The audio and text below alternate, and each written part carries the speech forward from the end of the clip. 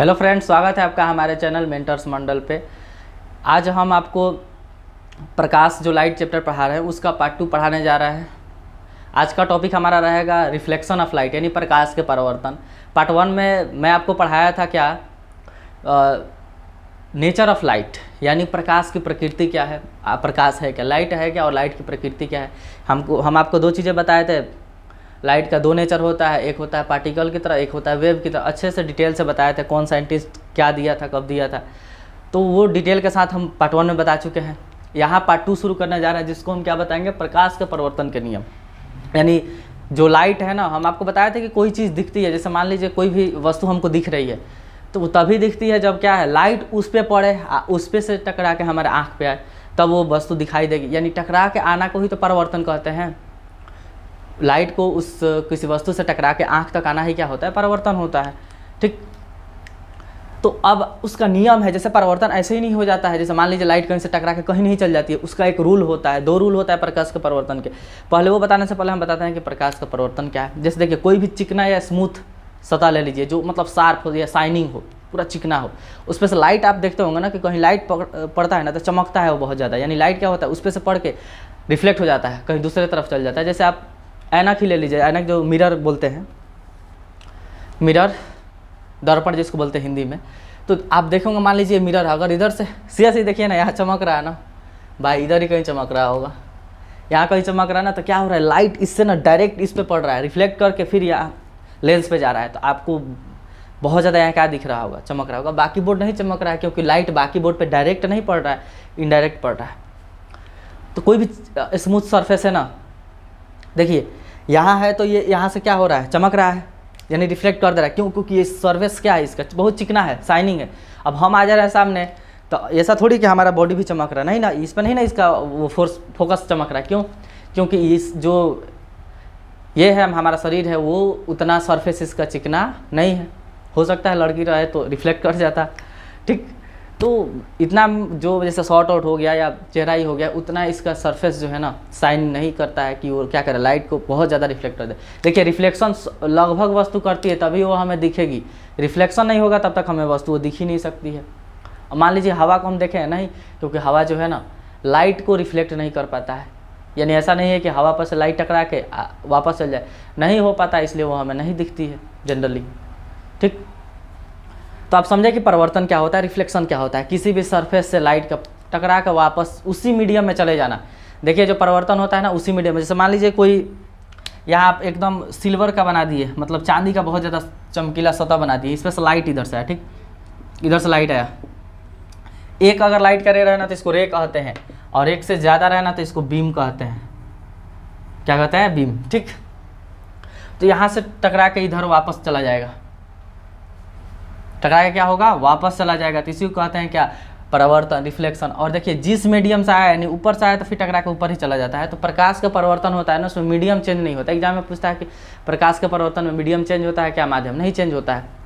अब नियम आप देख लीजिए कि प्रकाश के परिवर्तन, जैसे ये रिफ्लेक्शन होता है, इसका कुछ न कुछ नियम होता है। ऐसा नहीं कि किसी वस्तु पर लाइट पड़ी और टकरा के कहीं से कहीं चली गई, उसका कुछ रूल होता है कि किस रूल के तहत कोई भी लाइट क्या होता है, किसी वस्तु पर पड़ के रिफ्लेक्ट करती है, नहीं टकरा के वापस आती है। देखिए, पहला रूल, 2 रूल है। कितना नियम है भाई? 2 नियम है। प्रकाश के जो परिवर्तन है ना यानी रिफ्लेक्शन का कितना नियम है? 2 नियम है। 2 लॉ। एग्जाम में भी पूछता है कि कितना नियम है, तो 2। पहला क्या है समझिए, फर्स्ट नियम ये कहता है ना, फर्स्ट आपतित किरण, परावर्तित किरण, परावर्तित, गलती लिखे हैं का,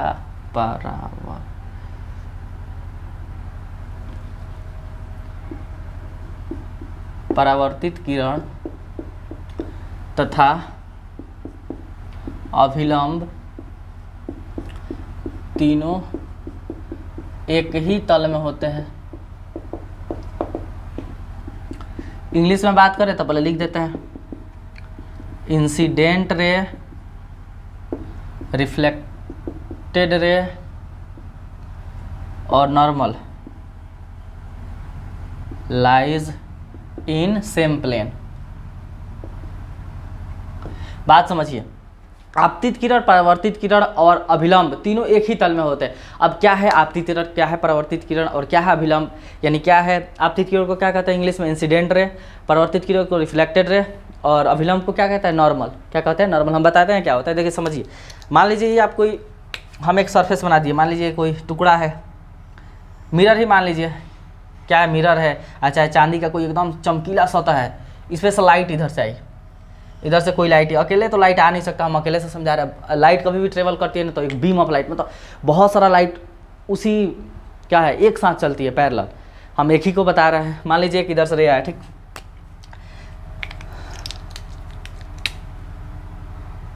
ये है आपका एक सीट है जिसको हम प्लेन कर रहे हैं, ठीक, एकदम चांदी का समझिए कि चमकीला सीट है, इधर से रे आई और टकरा के इधर लौट गई। तो देखिए जो रे आ रही है ना, तो आना माने आपतित, आ माने आना होता है, आना माने आपतित, तो इसको क्या कहते हैं आपतित किरण। आपतित किरण को इंग्लिश में कहें तो इंसिडेंट रे।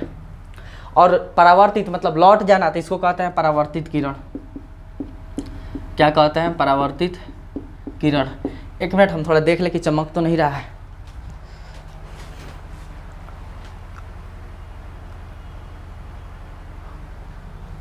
चलिए नहीं चमक रहा है, ठीक।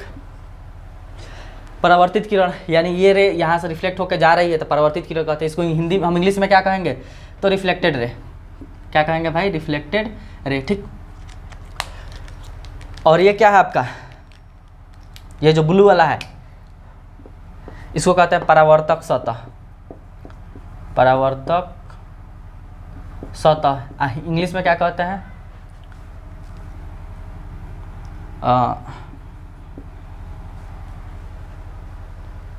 रिफ्लेक्टेड प्लेन कह देंगे।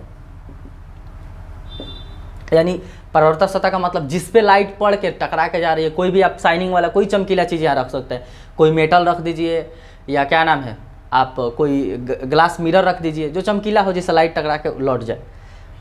तो आप यहाँ एक बात देखिएगा, और नॉर्मल क्या होता है अभिलंब जिसको हिंदी में कहते हैं, ये है आपका नॉर्मल जिसको हिंदी में कहेंगे अभिलंब। अभिलंब यानी नॉर्मल होता है कितना डिग्री का एंगल बना दीजिए 90 डिग्री, प्लेन पे 90 डिग्री का एंगल बना दीजिए, यानी यहाँ से यहाँ तक का एंगल कितना होगा। मान लीजिए कोई प्लेन है परावर्तक सतह, इस पर 90 डिग्री का एंगल बना दीजिए। कहाँ जिस पॉइंट पे वो क्या कर रही है प्लेन को टच करिए, इसको कहते हैं पॉइंट ऑफ इंसिडेंट। क्या कहते हैं point of incident. Point of incident मतलब किस पॉइंट पे लाइट पड़ के टकरा के फिर वापस लौट रही है, उसी को कहते हैं पॉइंट ऑफ इंसिडेंट। क्या कहते हैं भाई पॉइंट ऑफ इंसिडेंट। तो आप एक बात समझे, देखिए पहरा ये क्या है अभिलंब है, इसको आप लिख दीजिए अभिलंब या नॉर्मल, हिंदी में क्या कहते हैं नॉर्मल कहते हैं, यानी परपेंडिकुलर जो 90 डिग्री का एंगल बना दे, ठीक। तो पहला रूल में यही कहा गया है कि आपतित किरण, परावर्तित किरण तथा अभिलंब तीनों एक ही तल में होते हैं। तो देखिए ये हो रहा आपतित किरण, ये मान लीजिए कोई सरफेस ऐसे, ठीक, ऐसे रखा गया, इस पर हम यहाँ से टॉर्च जलाए, ठीक, अब फिर लाइट इधर रिफ्लेक्ट करके इधर चला गया, तो ये आपका हुआ आपतित किरण। जो लौट के जा रहा है उसको कहेंगे परावर्तित किरण यानी रिफ्लेक्टेड रे। जिस सरफेस पे हो रहा है ना उसको कहते हैं रिफ्लेक्टेड प्लेन या परावर्तक सतह कह सकते हैं, और जिस पॉइंट पे हो रहा है उसको कहते हैं पॉइंट ऑफ इंसिडेंट यानी परावर्तक बिंदु। और जो यहाँ इस परावर्तक बिंदु पे अगर आप एक 90 डिग्री का एंगल बना देते हैं तो उसको क्या कहते हैं अभिलंब कहते हैं। क्या कहते हैं अभिलंब। तो ये तीन चीज़ आप याद रखिएगा कि जो आ रहा है रे उसको हम आपतित किरण कहेंगे, जो लौट रहा है उसको परावर्तित किरण कहेंगे, और अभिलंब यानी 90 डिग्री का एंगल। ये तीनों एक ही प्लेन में होते हैं। मतलब एक ही प्लेन में होने का मतलब समझिए, मान लीजिए ये क्या है भाई, देखिए ये मान लीजिए सरफेस है, अगर इधर से इतना सीधा लाइट आ रहा है ना इतना, तो फिर ऐसे ही मतलब जाएगा, जैसे एकदम जितना सीधा इधर से पड़ा है ना ऐसे, तो उधर से टकरा के ऐसे ही जाएगा। ये नहीं कि इधर से ऐसे आया इधर से घूम के इधर निकल जाएगा, ऐसा नहीं हो सकता। यानी एक ही प्लेन में होगा एकदम सीधा, इधर से आ रहा है तो फिर इधर से ही सीधा निकलेगा। अभिलंब भी उसी एकदम सीधा होगा, जैसे इस टाइप का कुछ, ये समझा रहे। मान लीजिए प्लेन है, ठीक, इधर से लाइट आ रही है तो देख रहे हैं जितना एकदम स्ट्रेट आया है ना तो उसी स्ट्रेट में उधर निकलेगा। ये नहीं कि इधर से आया इधर घूम के इधर निकल गया, तो एक ही प्लेन में नहीं हुआ। वही कहता है कि एक ही प्लेन में, अभिलंब भी इसके बीच में होता है सीधा। तीनों एक ही प्लेन में होते हैं, एक ही सरफेस पे होते हैं।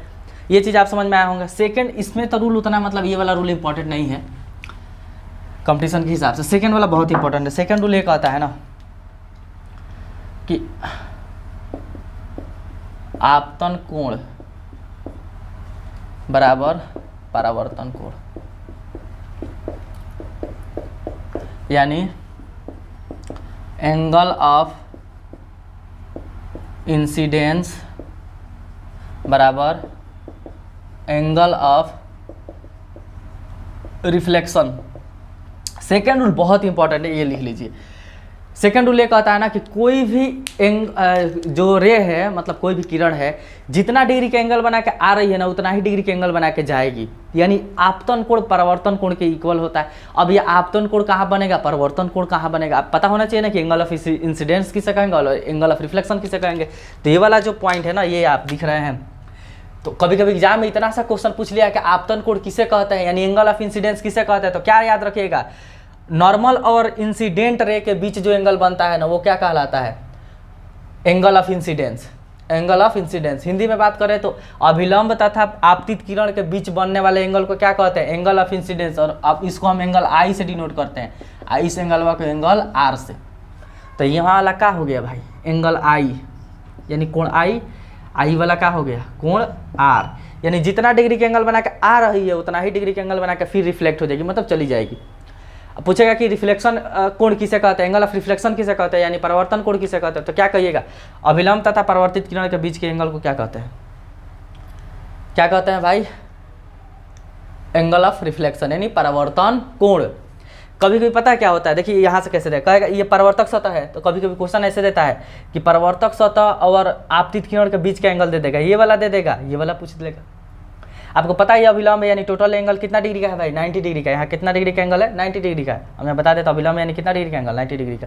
वो ये कहता है कि जितना डिग्री बना के आया है, उतना ही डिग्री बना के जाएगा, यानी angle of incidence is equal to angle of reflection.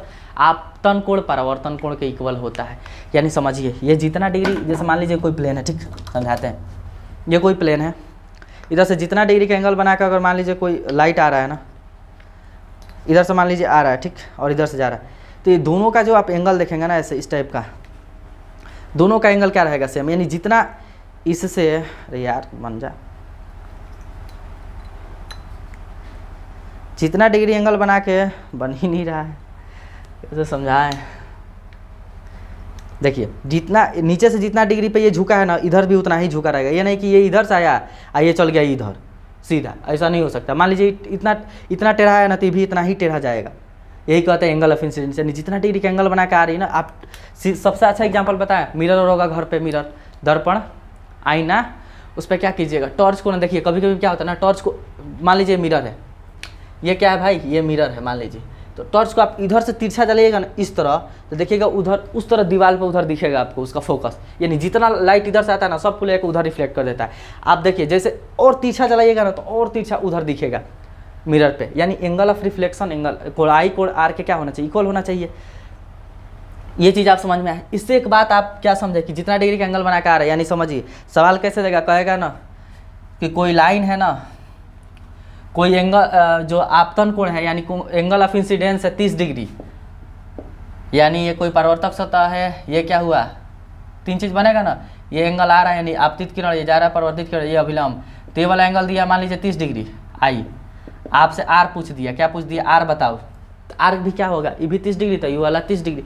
सवाल ऐसा नहीं देगा, पता है क्या कहेगा कि एंगल ऑफ इंसिडेंस यानी आपतन कोण अगर 30 डिग्री है ना, तो अभिलंब तथा अभिलंब नहीं, ऐसे देगा, आपतित किरण तथा परावर्तक सतह के बीच का कोण बताओ। यानी यही ना परावर्तक सतह है, आई वाला आपतित किरण है, तो देखिए इसके बीच का कोण पूछ दिया तब, तो सवाल ऐसे दे देगा कि मान लीजिए एंगल ऑफ इंसिडेंस दे दे और कहेगा कि आपतित किरण यानी ये जो इंसिडेंट रे है और ये आपका परावर्तक सतह है, इसके बीच का एंगल बताओ। तो अभी क्या बताए थे कि पूरा कितना होता है, अभिलंब यानी 90 डिग्री, तो जब भाई 30 है तो ये वाला कितना होगा भाई, 60 होगा। 90 में से घटाने पाएगा ना, क्योंकि टोटल तो 90 डिग्री होता है। तो सवाल ऐसे पूछता है एग्जाम में, आपको आपतन कोण दे देगा, परावर्तन कोण दे देगा, आप पूछ देगा कि परावर्तक सतह और आपतन बिंदु के आपतित किरण के बीच का कोण बताओ, तो ऐसे निकालेंगे। ये नहीं कि 30 मार दीजिएगा, अरे कोण आई बराबर कोण आर होता है, पढ़ाए हैं मार के चलो, तो रटा हुआ पढ़ाई पढ़िएगा तो वही होगा। लेकिन सवाल ऐसे पूछ सकता है ट्विस्ट करके, ठीक। एक और देखिए, ये बहुत ध्यान रखिएगा,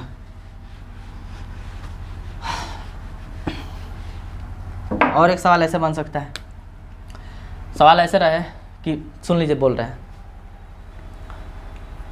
रिफ्लेक्टेड रे तथा जो आपका मतलब परावर्तित किरण है और परावर्तक सतह के बीच का कोण दिया है 30 डिग्री। या क्या नाम है 40 डिग्री। देखिए सवाल क्या है, सवाल है कि परावर्तक सतह, मान लीजिए ऐसे लाइट आएगी और ऐसे क्या होगी, जाएगी ना, ये वाला आपका होगा अभिलंब यानी नॉर्मल हो जाएगा, होगा ना भाई, इधर से आ रही है इधर जा रही है, ये आपका नॉर्मल है यानी अभिलंब है। अभिलंब कितना डिग्री का एंगल बनाता है, 90 डिग्री का सर प्लेन से। तो आपको अब की बार दिया है ना, परावर्तित किरण तथा परावर्तक सतह के बीच का कोण कह दिया कि 45 डिग्री है। कितना डिग्री है, 45 डिग्री है।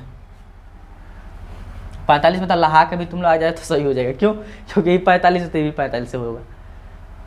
मान लीजिए 45 ना 40 दे दें, 40 डिग्री है। क्या कहा है कि परावर्तित किरण तथा परावर्तक सतह के बीच का कोण 40 डिग्री है। तो आपतन कोण बताओ, क्या बताओ, आपतन कोण, यानी ये वाला पूछ दिया आई का मान बताओ। तो अब एक बात बताओ, आपको पढ़ाया है कि ये ऐसे ऐसे, ये टोटल कितना होता है भाई 90, अभिलंब में तो 90 डिग्री, ये वाला अकेले जब 40 है तो ये कितना होगा 50 होगा ना, तभी ना टोटल मिलके कितना होगा 40 50 90, क्योंकि अभिलंब जो होता है नॉर्मल होता है 90 डिग्री का एंगल बनाता है। तो ये 40 है तो हम इसको कह सकते हैं कि ये वाला कितना होगा भाई, ये वाला होगा 50। और जब ये R50 है, एंगल R50 है तो एंगल R एंगल I के क्या होता है, इक्वल ही होता है, तो एंगल I बराबर भी क्या हो जाएगा 50 डिग्री हो जाएगा। कितना डिग्री हो जाएगा 50 डिग्री। तो सवाल ऐसे ट्विस्ट करके आएगा, ये नहीं कि डायरेक्ट दे देगा, ठीक, मिटा रहे हैं इस चीज़ को। तो ये आप समझ में आया।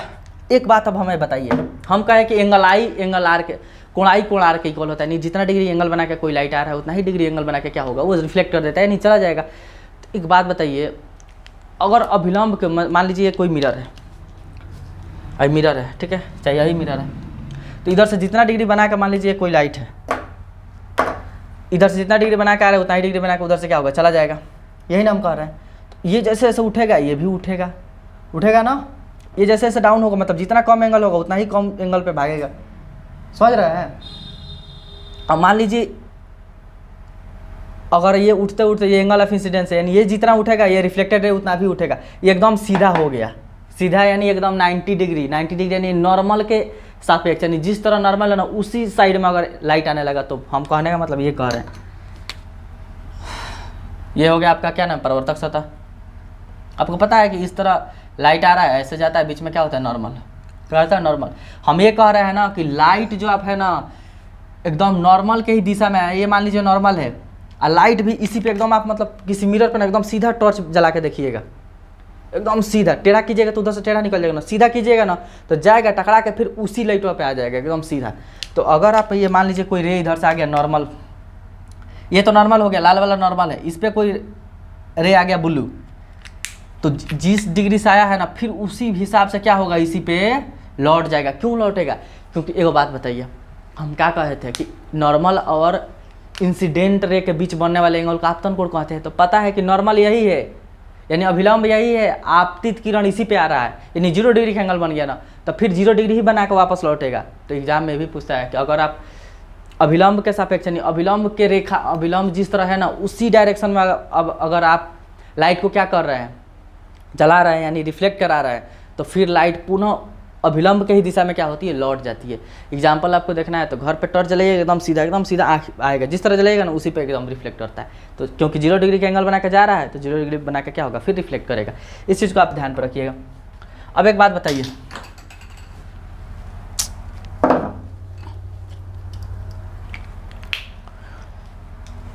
समझ में आया ये चीज़, मिटा दें।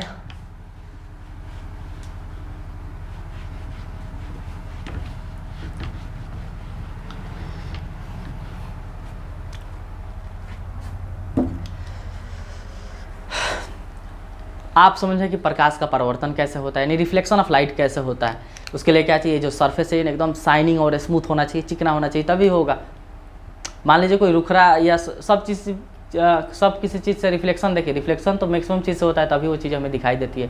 लेकिन बहुत ज़्यादा अच्छा रिफ्लेक्शन होने के लिए क्या होना चाहिए, जो सरफेस है ना बहुत ही शाइनिंग होना चाहिए, नहीं शार्प होना चाहिए, चिकना होना चाहिए। अब देखिए इसको हम अगर लाइट के रिफ्लेक्शन की बात है ना, 2 केस में बांट रहे हैं। फर्स्ट कह रहे हैं ना सरफेस क्या हो,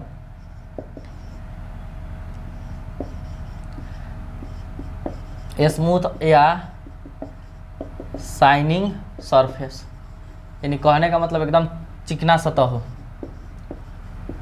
चिकना समझ रहे हैं ना, वो वाला नहीं, मतलब एकदम शाइनिंग, पूरा एकदम प्लेन। सेकंड में हम ये कह रहे हैं बी में कि क्या हो, रफ सरफेस हो, यानी जो सरफेस है ना वो क्या होना चाहिए भाई, रफ सरफेस हो, यानी रुखड़ा सतह हो। कैसा हो, रुखड़ा। ठीक, रुखड़ा का क्या लिखा, रफ को घिसा हुआ, मतलब साफ रफ हो, समझ रहे ना, एकदम शाइनिंग या शार्प ना हो। तो दो चीज़ पे रिफ्लेक्शन होता है, दो ही चीज़ नॉर्मली आपको देखने को मिले, या तो कोई सरफेस पूरा स्मूथ हो जाएगा, ठीक, जैसे बोर्ड हो गया, या कोई मेटल हो गया, कोई धातु तो हो गया जिसका एकदम सरफेस रगड़ दिया जाता है, देखते हैं एकदम चमकता है, जैसे चांदी हो गया, सोना हो गया, पूरा चमकता है ना, शाइन करता है, तो वो सब क्या है, शाइनिंग सरफेस है। अब मान लीजिए कोई क्या नाम है, ब्लैक बोर्ड हो गया, या लकड़ी हो गया, दीवार हो गया, ये सब सारी चीज़ क्या है, रफ सरफेस है इसका। कैसा सरफेस है, रफ, या कपड़ा हो गया, सब रफ सरफेस है।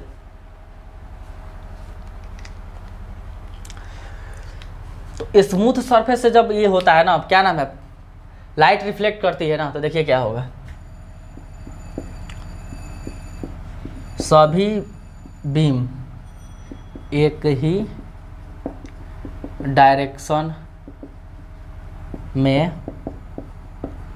परावर्तित होते हैं। इसका मतलब समझिए, यानी जितने भी बीम हो गए ना, all beam are reflected in same direction, सब एक ही डायरेक्शन में होगा। कहने का मतलब मान लीजिए ये कोई ये आप क्या है, कोई एकदम चिकना सरफेस है, मेटल वोटल एकदम घिस के एकदम चिकना किया गया है। मान लीजिए जैसे अब बोले तो बीम देखिए, शुरू में बताए थे कि एक रे आ रहा है तो रे कह देते हैं, बहुत सारा आ रहा है तो बीम कहेंगे। तो मान लीजिए बहुत सारा आया है ऐसे ऐसे एक साथ, तो जितना डिग्री का बना के आया है यहाँ से एंगल नॉर्मल से, उतना ही डिग्री बना के क्या होगा, सब रिफ्लेक्ट कर देगा। जिस तरह है देखिए, इधर से सब आया है, इधर सब रिफ्लेक्ट हो गया, तो पैरेलल होता है, देख रहे हैं एकदम सीधा एक ही सीध में सब गया है। तो ये कैसा मतलब ये है, कहेंगे कि स्मूथ है सरफेस। कैसा सरफेस है, स्मूथ। स्मूथ होता है तभी जो बीम होती है ना, सब क्या होती है, पैरेलल होती है और एक ही डायरेक्शन, देख रहे हैं सब इधर से आया है तो सब इधर एक ही डायरेक्शन की तरफ मूव कर रहा है। ये नहीं कि कौन इधर उधर नहीं गया है, सब एक ही डायरेक्शन में गया है। तो वो तभी होता है जब सरफेस क्या रहे भाई, चिकना रहे, मतलब सरफेस एकदम शाइनिंग करे। इसमें एक बात और याद रखिएगा, अब पूछेगा कि स्मूथ या शाइनिंग सरफेस से जो रिफ्लेक्शन होता है ना, उसका नाम क्या है। तो इस टाइप के रिफ्लेक्शन को पता है क्या नाम देते हैं, क्या नाम दे, रेगुलर रिफ्लेक्शन शॉर्ट का, यानी हिंदी में लिखे तो भाई नियमित परावर्तन। कैसा परावर्तन भाई, नियमित परावर्तन। तो पूछेगा कि नियमित परावर्तन किस सतह से होता है, तो सरफेस कैसा होना चाहिए, एकदम शाइनिंग होना चाहिए, चिकना होना चाहिए, स्मूथ होना चाहिए, तभी कौन परावर्तन होगा, रेगुलर। रेगुलर परावर्तन में पूछ दिया कि क्या होता है, तो जो बीम है ना, बीम ऑफ लाइट है, सब एक ही डायरेक्शन में मूव करते हैं, यानी पैरेलल होती है। कैसी होती है भाई, पैरेलल होती है। अब बताइए इसको क्या नाम दे दो, रफ वाला को, वो नियमित है तो कन्फर्म है ये अनियमित होगा, अनियमित, इसको इरेगुलर कहेंगे, इरेगुलर परावर्तन। या एक और नाम है डिफ्यूज। ठीक, ये याद रखें इरेगुलर परावर्तन में क्या होगा, तो किस सरफेस से होता है, तो सरफेस क्या होनी चाहिए, रफ होनी चाहिए। अभी रफ सरफेस वाला पढ़ा रहा है, ये स्मूथ सरफेस समझ गए। हम पढ़ाए कि पहला पढ़ाए कि जो लाइट का रिफ्लेक्शन है वो क्या है, लाइट के रिफ्लेक्शन का नियम होता है।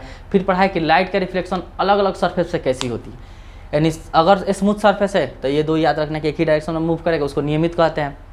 और इसी टाइप के जो मतलब परावर्तन होता है ना, इसी में इमेज बनती है, इसी रिफ्लेक्शन में इमेज बनती है। यानी आप जो इमेज देख रहे हैं, इमेज यानी क्या हो कहते हैं हिंदी में, क्या कहेंगे भाई इसको, प्रतिबिंब। क्या कहते हैं, प्रतिबिंब। तो अगर आप अपना प्रतिबिंब देख रहे हैं, इमेज देख रहे हैं, तो समझिए कि सरफेस कैसा है, एकदम शाइनिंग है, यानी शाइनिंग यानी साफ है। तो अब बताइए आप अपना इमेज कहाँ देख लेते हैं, आदमी मिरर में देखता है तो मिरर का सरफेस क्या है, बहुत ही शाइनिंग है। ठीक, कोई मान लीजिए देखे होंगे कोई बहुत पॉलिश कर दिया जाए, पेंट वेंट कर दिया जाए किसी मेटल को, तभी हमें उस पर क्या होता है, हल्का हल्का सरफेस अपना चेहरा दिखने लगता है ना। तो देखिएगा जितना कोई चीज़ नया गाड़ी उड़ी या नया कोई चीज़ खरीदी है, उसमें चेहरा दिखने लगता है, क्यों, क्योंकि उसका सरफेस अभी क्या रहता है, पूरा चिकना रहता है। तो जैसे ही सरफेस स्मूथ हुआ, तो जो उसका क्या है, जो बीम ऑफ लाइट है ना, सेम डायरेक्शन में क्या करेगा, मतलब पैरेलल होता है, इधर उधर नहीं जाएगा। और इधर उधर नहीं जाएगा तो क्या करेगा, उसका बीम एक दूसरे को काटेगा। आपको बताएंगे कि इमेज कब बनता है, जस्ट आगे वाले में, कि जब दो, मान लीजिए हमारा इमेज कब बनेगा, जैसे हम मिरर में अपने को देख रहे हैं तो हमारा इमेज कब बनेगा, जब कम से कम ना दो रे एक मेरे चेहरे से निकल के टकरा के एक दूसरे को काटे, तभी इमेज बनता है। तो इसमें इमेज हम देख सकते हैं, जैसे पानी में अपना देखते हैं, साफ पानी रहेगा तो चेहरा दिखने लगता है, क्योंकि पानी का सरफेस भी क्या होता है, स्मूथ होता है। तो स्मूथ होगा तो कैसा परिवर्तन होगा, नियमित। तो नियमित परिवर्तन में ही क्या होता है, इमेज बनता है। एग्जाम में पूछ देगा कि किस परिवर्तन में इमेज बनता है, तो सोचते रह जाइएगा क्या होगा, नियमित। ठीक, रेगुलर में ही होगा, इसमें ना बनता। अगर इसमें अनियमित में बनता ना, तो आप अपना क्या नाम है, दीवार पे भी फोटो देख लेते, बालों झाड़ लेते दीवार पे ही देख के, फिर आपको ड्रेसिंग रूम में वो मिरर लगाने की जरूरत नहीं पड़ती। समझ रहा है ना आदमी, या क्या नाम है, लकड़ी के किसी लकड़ी पे भी इमेज देख लेता, दीवार पे भी देख लेता, कहीं देख लेता, मिट्टी पे भी देख लेता। लेकिन वो सब क्या है, रफ सरफेस है, तो रफ सरफेस में इमेज नहीं बनता है। क्यों नहीं बनता है, क्योंकि जो उसकी बीम ऑफ लाइट है ना, सब इधर उधर डायरेक्शन में क्या करती है, मूव कर जाती है। अभी बता रहा है, ये चीज़ समझा कि इसी रिफ्लेक्शन में क्या होता है, इमेज बनता है। तो पूछेगा कि इमेज किस रिफ्लेक्शन में बनता है, तो याद रखिएगा ये। ठीक, अब ये इसका है, लिख लीजिएगा, ये खुरदुरा वाला बता दे, तो सब उल्टा होगा इसमें, रफ सरफेस में। नाम बता दिया अनियमित, यहाँ सब एक ही डायरेक्शन में जा रही थी, तो बीम जो है ना, इसकी बीम में नहीं, सब लाइट सभी डायरेक्शन में, सभी दिशा में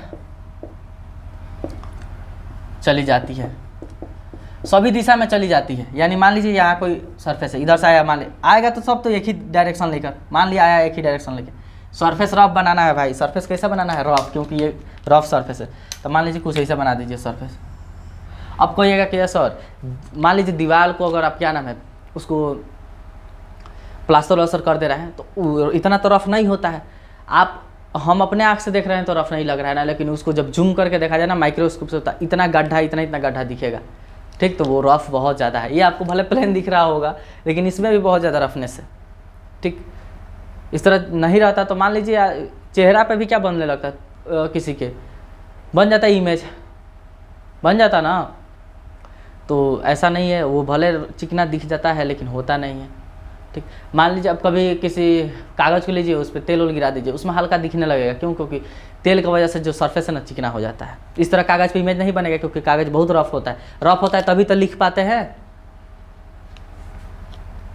तो बीम सभी दिशा, इस पर हम लिख पा रहे हैं क्यों, इसका सरफेस रफ ही है भाई, तभी बीम सभी दिशा में क्या होती है, चली जाती है। मान लीजिए इधर उधर आया है, तो कौन इधर जाएगा, कोई इधर मार देगा, कोई इधर, कोई इधर, कहीं कहीं चला जाता है सभी, क्योंकि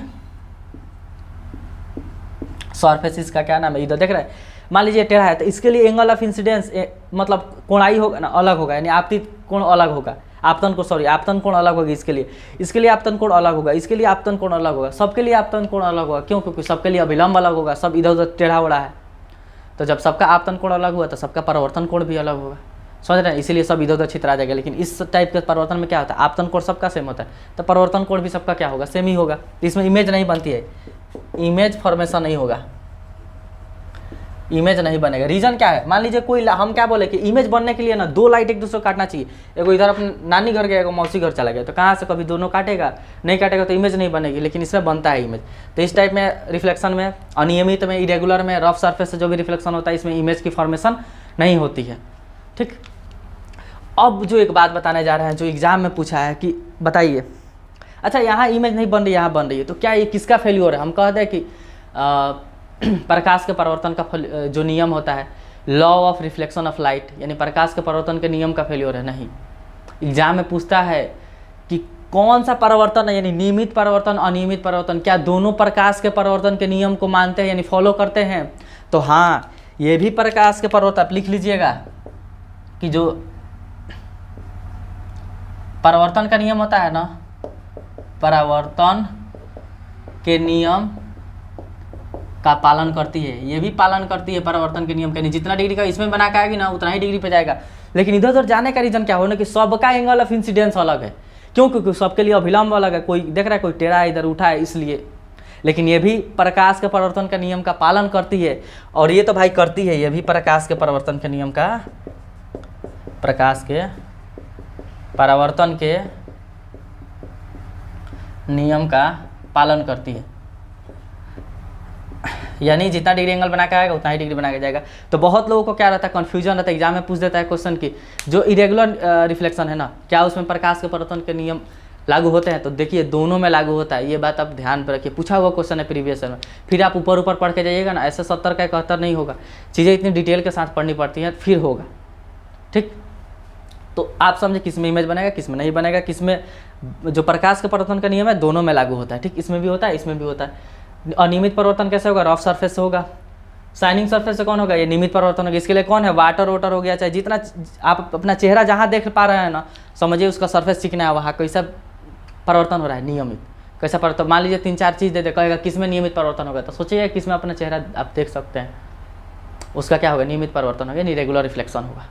उम्मीद करते हैं आपको क्या नाम है वीडियो पसंद आ रहा है। वीडियो पसंद आ रहा है तो वीडियो को थोड़ा लाइक शेयर करते रहिए। ठीक।